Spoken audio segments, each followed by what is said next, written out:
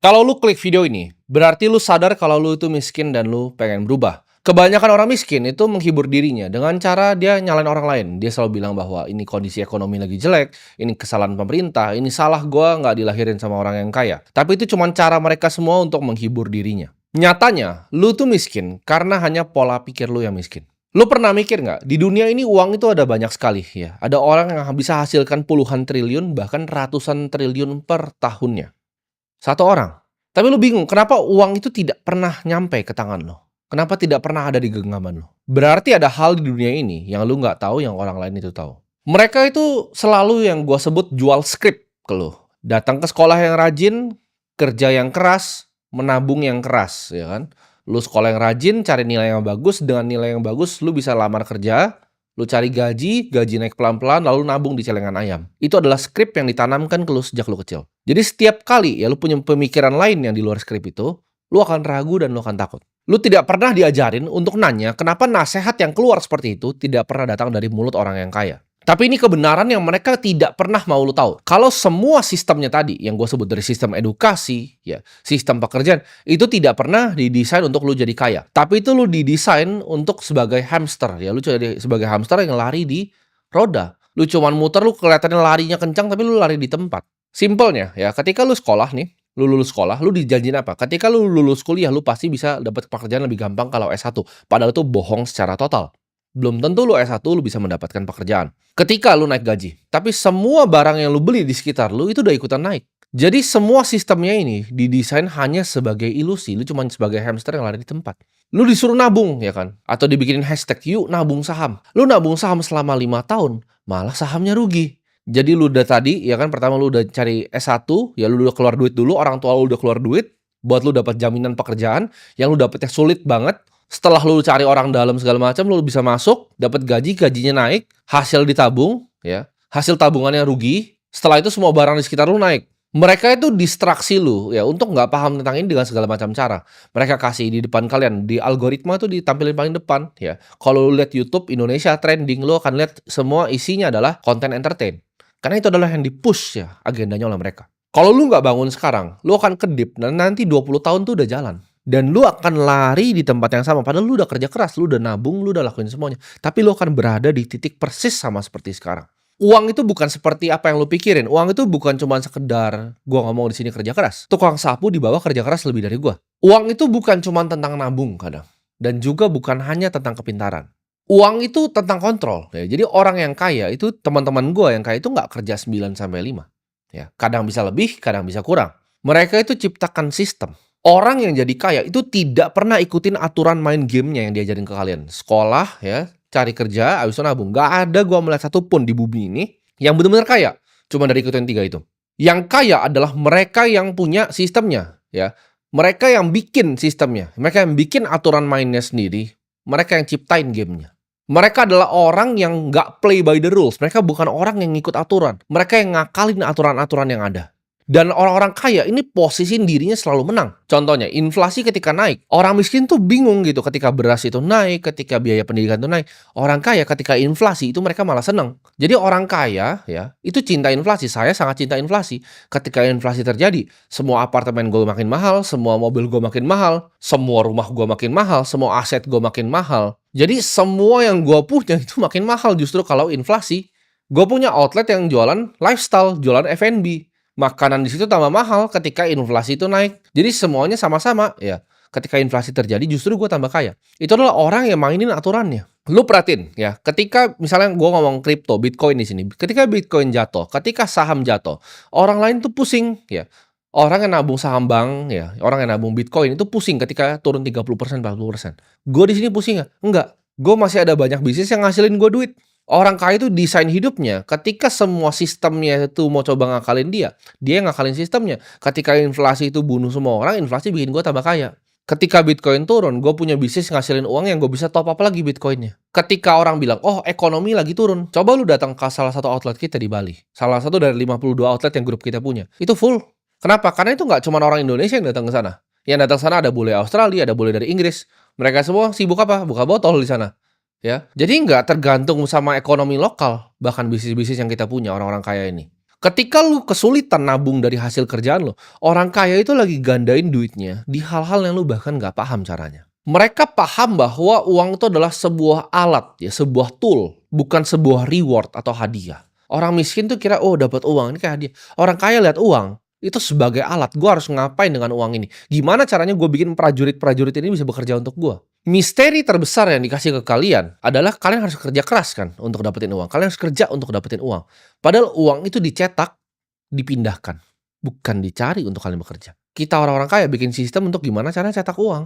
Orang kaya itu tidak pernah kerja untuk gaji. Mereka itu selalu beli aset yang berkembang di saat mereka itu tidur. Lu itu tidak pernah paham, ya, gimana caranya melihat uang sebagai alat. Lu melihat gaji itu sebagai sesuatu yang membanggakan. Ketika gaji naik, lu wah gaji gue naik. Waktu gue tukar terus untuk uang. Padahal lu hanyalah seorang pion di sistem yang dibikin sama orang lain. Kalau pendapatan seorang manusia itu stop di saat dia bekerja, artinya apa? Lu hanyalah budak sampai mendapatkan gaji yang selanjutnya. Lu tidak bisa hidup bebas. Kekayaan sebenarnya itu datang dari suatu sistem yang bisa bikin lu uang di saat lu masih tidur. Orang kaya itu nggak fokus gimana caranya mereka dapat gaji lebih. Mereka fokus gimana caranya dapetin aset yang lebih. Gimana caranya punya sistem bisnis. Gimana caranya punya investasi yang menghasilkan. Gimana uang itu bisa kerja walaupun mereka udah nggak kerja untuk uang lagi. Orang miskin tuh hanya taunya yuk nabung saham. Orang kaya itu yang bikin emitennya. Mereka yang bikin perusahaannya, mereka bikin sistemnya, mereka gaji karyawannya, lalu mereka listingin di bursa. Kebanyakan kekayaan, ya ini lu bisa cari datanya. Ini dari Profesor Aswad Damodaran. Datanya adalah gak banyak orang yang bikin duit dari pasar saham. Kecuali para owner operatornya. Orang yang listing sahamnya itu yang jadi yang paling kaya. Bukan yang beli sahamnya setelah listing. Yang beli sahamnya secara listing, kalau lu rata-rata dari US tuh real inflation adjusted cuma 6,6%. Sedangkan kalau orang kaya yang bikin justru emiten-emitennya, itu yang jadi paling luar biasa kaya. Orang kaya itu punya cara investasi yang kompleks. Mereka punya deal flow yang berbeda dengan kalian. Kalian cuma taunya gimana caranya beli saham perbankan. Orang kaya itu negosiasi dengan cara yang kalian nggak paham. Private equity deals, venture capital deals. Deal-deal yang kalian nggak pernah bisa dapat. Project yang bahkan kalian nggak tahu gimana caranya investasi di sana. Atau gimana caranya diajak untuk investasi di sana. Orang kaya itu selalu punya posisi cash yang mendekati ke nol. Lu orang-orang miskin itu sukanya lihat duit di dalam rekening lu. Sedangkan orang kaya ya lihat duit di rekening itu kayak kebakaran jenggot. Lu lihat duit gua ya berdasarkan harta gua yang ada di rekening gua itu kurang dari 0,01%. Itu cuma buat gua hidup sehari-hari. Gua anti banget ngeliat uang di rekening itu gua anti banget. Orang kaya, oke, kalau mau simpen cash itu di mana? Mereka pasti beli US Treasury. At least mereka mau bungain pasti cashnya. Mereka pasti simpen di mata uang yang kuat. Orang kaya yang gue tahu semua simpen USD atau enggak Singapura dolar. Mereka beli bonds di Singapura. Ya MAS punya Treasury. Mereka tidak ada yang beli bonds di negara berkembang. Kenapa? Karena fiatnya devaluasi, bondsnya nggak ada yieldnya jadinya.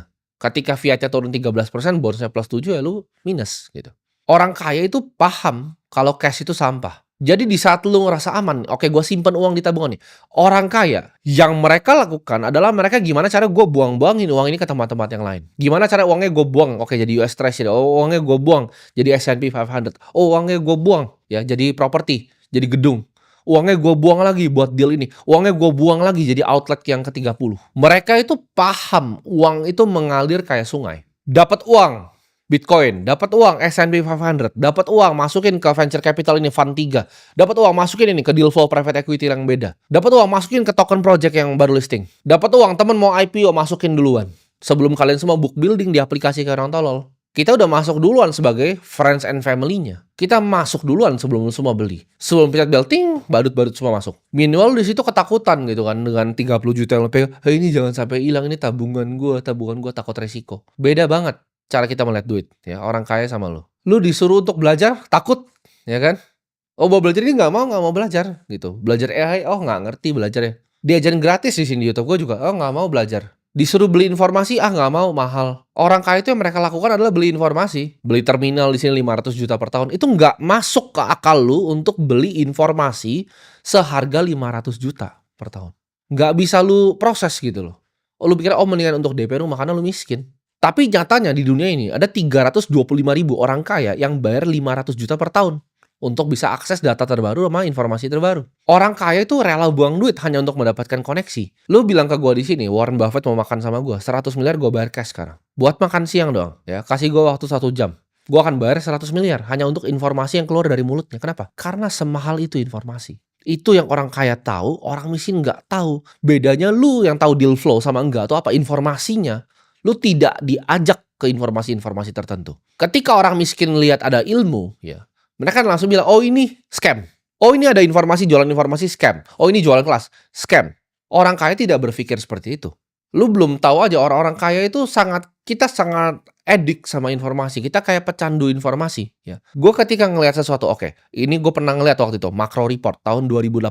Ini siapa yang punya? Oh, ini dulu pernah jadi managing partner di GLG Group, hedge fund dengan 36 billion dollar. Dia jual kelas gitu kan. Ada kelas. Ini orang udah running fund 36 billion dollar. Dia jual kelas 7.000 dolar ya, gue beli gitu. Oh, dia dapat basic investing. Walaupun 99% gue udah tahu, tapi ada 1% yang gue belum tahu. Di situ gue belajar. Orang akan bilang, gila lu beli kelas 100 juta, lu kena tipu. Enggak, gue gak kena tipu. Walaupun 99% gue udah tahu di situ. Tapi ada satu report yang gue bahas buka, ini menarik ini reportnya tentang makro. Mungkin ada yang tahu tuh gue sebut apa. Ini gue sebutnya di sini, nama kelasnya tuh Real Vision. Gue ketika gue beli, itu 7.000 berapa? 7.900 dolar. Gue dapat sesuatu, walaupun gue udah tahu banyak yang di dalamnya ya. Ketika gue buka course-nya gue udah tahu banyak. Tapi gue dapat sesuatu, bos. Sedangkan lu gue suruh coba beli kelas 100 juta. Lu bilang, oh ini si Raul Paul ini scam ini. Dia orang kaya udah lama bego gitu. Dia memang bikin begitu untuk filter siapa yang mau masuk atau siapa yang nggak mau masuk. Lu lihat ya dari sistem sekolah, sistem perusahaan, sistem gaji, sistem perbankan. Lu pernah mikir seperti ini nggak? Kenapa ini semua didesain ya untuk orang miskin? Coba gue sistemnya bank ya, gue jelasin ke lu. Lu sekarang datang ke KPR ke bank. Bang, please minta tolong gitu kan. Saya mau KPR rumah. Lu harus ngemis ke bank. Sedangkan kalau gue nggak pernah ke bank, orang bank yang selalu datang kantor gue. Nganterin apalah segala macam. Mereka yang minta gue, Pak please mau nggak ambil utang 100 miliar sama kita? Coba, kenapa lu ngemis buat ngutang rumah ke dia, tapi bank itu yang ngemis ke gue untuk minta utang? Coba lu pikir pakai otak. Apakah sistemnya fair di situ? Apakah bunga yang lu dapetin berbeda dengan gue? Oh, pasti. Itu didesain sedemikian rupa sistemnya supaya yang duit itu terkonsentrasi di atas, sedangkan yang di bawah ini cuma makan serpian roti. Karena kenapa? Orang kaya itu punya akses ke informasi yang lu tidak pernah punya. Ketika gue pernah dengar teman gue, dia lagi KPR, dia nggak bisa bayar. Lu nggak tahu bahwa hutang itu bisa direstrukturisasi, lu bisa datang ke bank untuk ngomong. Tapi lu nggak punya otaknya, nggak punya informasi, dan nggak tahu pengetahuannya. Jadi semua itu cuma skill issue, itu semua cuma ada di otak lu doang. Pola pikir lu doang yang kayak orang miskin. Contoh ya, gue bilang Bitcoin akan apresiasi 20-30% per tahun. Lu semua yang nonton borong Bitcoin gue, kalau ngikutin, bulan by bulan udah untung semua. Tapi masih ada orang yang portonya belum bertumbuh. Kenapa? Karena ketika dia turun 30%, dia jual. Dia pikir dia lebih pintar dari gue. Lu panik ya. Ketika turun lu jual. Lu jual ke siapa? Ke gue. Ketika Bitcoin nanti udah sejuta, 20 miliar, gue ketawain lu. Gue beli 50 Bitcoin, gue taruh di Instagram story, harga 16.000. Orang ketawain gue. Mereka jualan di situ. Belum ada itu yang namanya influencer kripto, 16.000 Bitcoin. Belum ada satupun di Indonesia yang ngomong konten gini tentang Bitcoin. Gue beli 50 waktu itu. Itu uang yang sama ya didiemin. Itu profitnya 394%. Kalau lu cuma lihat Instagram story gue dan pikir, oke ini orang pintar gue ikutin. Tapi apa yang lu lakuin waktu itu? Dia kopi 80.000. Lu goblok. Kan lu miskin. Contoh tadi pagi, partner gue bilang, oke ini ada token, kita mau eksekusi order. Gue bilang, udah keluarin 1% dari porto 10M. Ceder. Naik 13%. Dapat 1,3M. 10 menit. Itu lu direktur kerja sampai kencing lu. Ya kan direktur nih, gue ngatain direktur sih. Lu kerja sampai kencing, lu rapat, lu pakai batik, dateng, masih pakai ini lu gitu kan. Even direktur juga lu cuman budak di sistem orang yang bikin perusahaan itu. Lu cuman badut. Itu uang yang ada orang bikin 10 menit kayak begini gitu. Gaji lu setahun. Berarti ada hal yang gua tahu yang lu tidak tahu. Lu udah dikasih informasinya pun, dikasih untuk nyontek informasi pun, lu masih skeptis. Gue udah kasih tahu ulang-ulang, pendapatan lo itu kalau tidak pernah diputar tuh akan jadi nol ujung-ujungnya. Lu punya duit 100 juta, real inflasi, beras di sekitar lu terus mau naik 13-15%. Udah gue hitungin ke lu. 3 tahun itu berapa? Ya, 3,5 tahun duit lu setengah. 100 juta yang lu tadi tabung di celengan ayam lu, itu sisa 50 juta. Dalam 3 tahun, bos. Lu kerja lagi, 3 tahun minus setengah lagi. Lu kerja lagi 3 tahun minus setengah lagi. Lu kira gaji lu naik, tabungan lu makin banyak, tapi aslinya minus setengah terus. Hal yang lu bisa beli di sekitar lu minus setengah, biaya pendidikan anak lu minus setengah. Terus lu masih tidak mau investasi, ya mati saja ke laut. Lu main pakai aturan yang sudah ketinggalan zaman. Semua tools itu gue beli ya. Gue beli Bloomberg Terminal, ada orang yang misal tulis cuman macro report, itu dia cuman kasih macro report loh. 100 juta itu cuman PDF anjing. PDF 13 lembar. Lu pasti pas baca itu, aduh gue kena tipu 100 juta. Lu goblok banget gitu. Padahal dia kasih tahu ini oil mau kemana gitu. Lu bisa selalu ngelakuin counter trade macro play yang dari PDF 13 lembar itu. Tapi lu gak ngerti caranya. Dengan edge informasi, gue punya informasi yang lebih dari lu. Gue itu bisa bikin 1,3 miliar dalam waktu 10 menit. 10 menit tadi pagi. Bahkan belum ketemu gue sama partner gue, lewat WhatsApp bos, tembak ceter, close posisi. Nah gue udah tanya lu sekarang, lu udah tahu gamenya bahwa mainin tuh berbeda. Lu mau tetap jadi budak ya, atau lu mau jadi orang kaya yang belajar untuk mainin sistemnya, mainin gamenya tidak sesuai pada aturannya. Orang kaya itu uangnya gerak terus ya, jadi uang lu jangan diam di rekening. Kalau lu mau keluar dari sistem, lu harus mikir cara yang lain, cara yang lebih efisien, cara untuk ngakalin gamenya. Ada cara yang bikin uang tuh lebih efisien dibandingkan lu lakuin sekarang. Oke, ini gue contoh paling sederhana deh, yang paling sering beredar gitu kan, yang paling sering beredar gitu. Orang miskin tuh karena dia sangat takut resiko, mereka punya kepercayaan goblok tadi dengan sekolah, kuliah, kerja, nabung jadi miskin. Nah, mereka kan udah diajarin gini kan dari kecil. Jadi ketika ada sesuatu yang ngasih hal yang baru, mereka langsung tolak dengan semua kepercayaannya. Contoh, trading kripto itu judi. Berapa kali lu pernah dengar itu? Trading kripto itu judi. Trading options misalnya. Options market itu adalah judi. Kenapa? Karena kalian taunya yang benar-benar judi, yang zaman dulu afiliator goblok itu mainin binary option. Itu saking gobloknya negara ini. Kayak barang finansial itu bisa dijual. Jadi semua orang, masyarakat otaknya jadi goblok gitu. Bilang trading itu adalah judi. Gua tanya di sini, siapa lu dari 1,9 juta ya subscriber gue sini yang tahu namanya Susquehanna, SIG? Nol pasti yang tahu. Lu tidak tahu itu apa. Lu ngomong, oh trading itu judi. Ada orang namanya Jeff Yash tahun ini, ya dia bikin uang 280 triliun. Nama perusahaan hedge fund-nya adalah Susquehanna International Group, SIG. Lu tidak tahu, ya Citadel itu siapa, Ken Griffin itu siapa. Dia beli Stegosaurus ya. Itu triliun dia beli. Cuma buat lucu-lucu aja gitu. Dia beli penthouse paling mahal di US. Itu semua dari mana? Dari trading di market. Ya, dari bikin hedge fund. Ada yang besar gitu. Lu bilang trading kripto itu judi. Lu cek coba jam trading, Jane Street, Wintermute. Otak lu itu tidak ada gitu. Otak lu tuh tidak ada sama sekali. Bahkan lu asal ngomong aja ketika ada orang ngajarin sesuatu, oh trading itu judi. Ada orang yang bikin 280 T per tahun. Dia tahu sesuatu yang lu tidak tahu. Bahkan dia tahu sesuatu yang gue tidak tahu. Kalau gue bisa ketemu sama Jeff Yash tatap mata, gue akan belajar banyak sama dia pasti. Oh begini caranya bikin strategi yang market neutral, yang lebih efisien untuk options market itu seperti ini. Dia mungkin sekolahin gue gimana caranya quant trading yang paling efisien. Gimana caranya melakukan statistical arbitrage yang paling efisien. Lu di sini nggak paham bahkan market neutral itu apa. Karena lu goblok banget. Otak lu nggak beda sama kodok yang tadi gue lihat di bawah. Makanya lu bingung, makanya rekening lu 30 juta. Gue bikin 1,3 bisa 10 menit. Kalau otak lu tuh kayak kodok. Lompat gitu kan. Jeff Yash itu dulunya pemain poker. Dia belajar gimana caranya menang di options market. Orang tuh banyak yang salah kaprah gitu. Karena ya media gitu kan. Oh founder startup ini segala macam. Coba founder startup lu suruh beli rumah dong 200 juta. Kayak Ken Griffin. Nggak mampu bos. Suruh beli rumah 5T nggak bisa. Nggak ada uangnya. Karena mereka cuma valuasi yang ngambang sebelum IPO perusahaan buat mereka buang di retail goblok kayak kalian semua. Grab, IPO sadar, buang, dar, selesai. Kalian yang retail, oh beli, miskin. Gamenya begitu terus gitu loh. Kayak kapan kalian mau sadar? Lu dengan otak ikan lu yang kecil itu, lu selalu skeptis dengan semua hal. Oh trading crypto scam. Oh ini scam. Gue udah bilang kripto itu adalah masa depan. Lu masih nggak percaya? Ya wes, kan mau gimana gitu. Lu suka bilang seperti ini ke gue. Gue suka percaya motivasi Timothy, tapi kalau kriptonya gue nggak dulu deh. Kan lu goblok banget.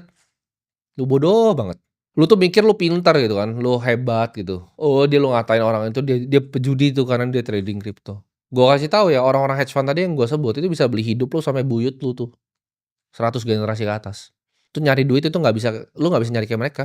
Lu sampai mati pun nggak bisa nyari duit kayak mereka. Ketika portfolio gue naik 10%, gue bikin 100 miliar. Itu lu kerja sampai mati. Sampai lu masuk tanah, sampai lu bawa tanah, lu nggak bisa cari duitnya. Bahkan orang-orang tolol tuh harus korupsi kan untuk dapat duit kayak begitu. Ada caranya untuk bikin duit di dunia ini. Tapi ketika orang yang bisa bikin bahkan mau luangin waktunya untuk ngomong ke lu skeptis gitu kan.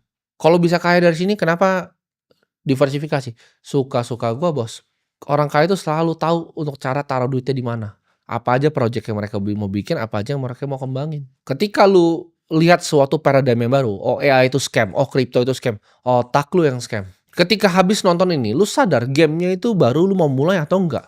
Antara lu mau main ya, untuk kalah doang, atau lu mau menang di gamenya. Itu cuma semua di pilihan lu. Setiap jam ya, habis lu nonton ini, lu nunda, ada orang yang langsung belajar. Ada orang yang langsung take action. Oke, gue mau belajar. Oke, gue mau beli informasinya.